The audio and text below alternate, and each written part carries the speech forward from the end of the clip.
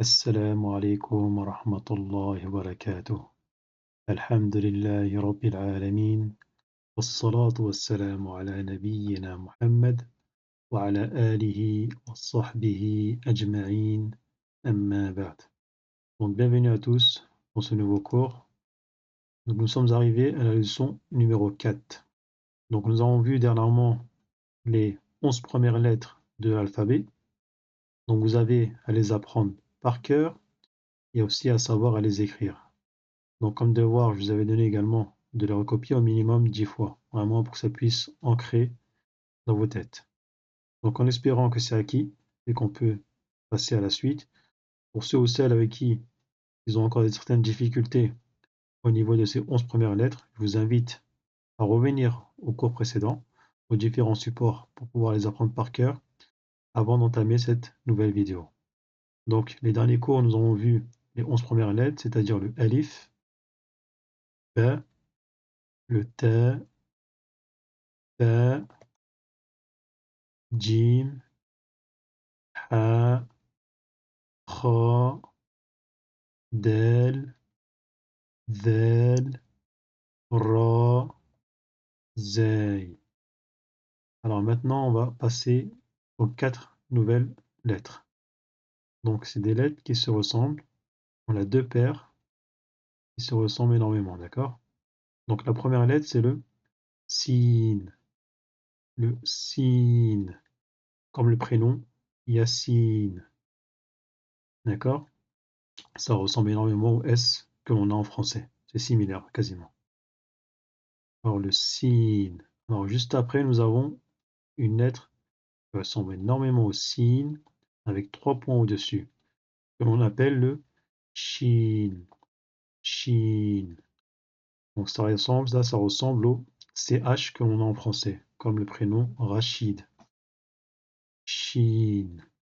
Shin. Donc le sin et le shin. Donc c'est deux lettres qui sont assez simples à prononcer normalement.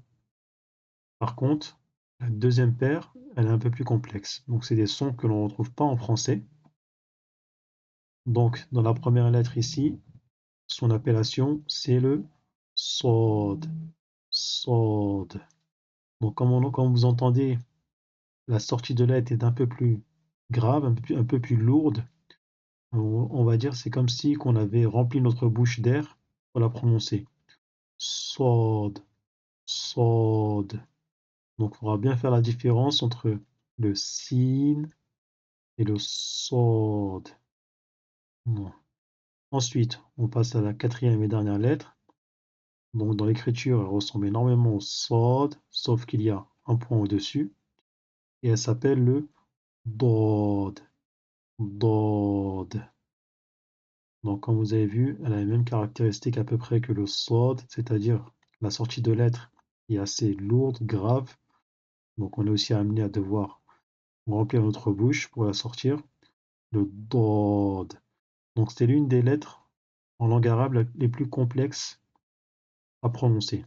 C'est l'une des raisons pour laquelle d'ailleurs que l'on appelle la langue du dod.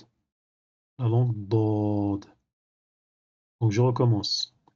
Sin, shin, sod, dod. On recommence. Sin, shin, sod, dod. Donc on va passer maintenant à l'écriture des lettres. Donc on va commencer par le sin, donc on commence par la droite. On a deux petits U qu'on va faire, et ensuite on va descendre par un grand U sous la ligne. Comme vous avez vu, le début il est au-dessus de la ligne et la fin en dessous de la ligne. Donc le sin. Donc, pour le shin c'est pareil, les deux petits U et le grand U qui descend sous la ligne.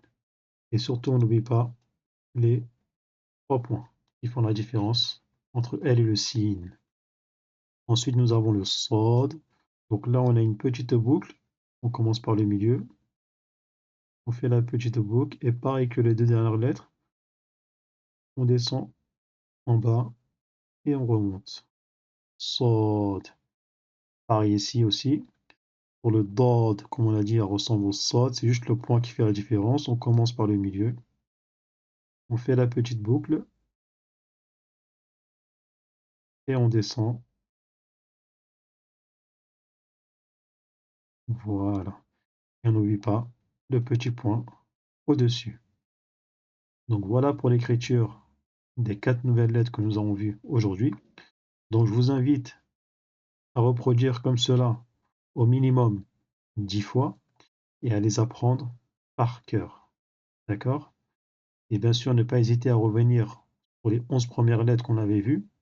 Donc plus cela, ça fait 15 lettres. Donc je répète toutes les lettres.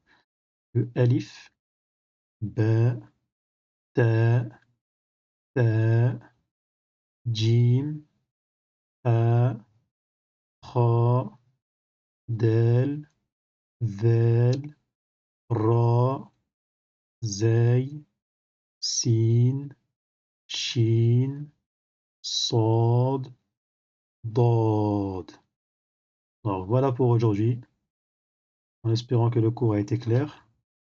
Donc je vous dis au prochain cours, Inch'Allah, et soyez très motivés et assidus dans vos devoirs et dans l'apprentissage de cette belle langue. Subhanakallah wa bihamdik, ashhadu an la ilaha illa ant, astaghfiruka wa atubu ilayk.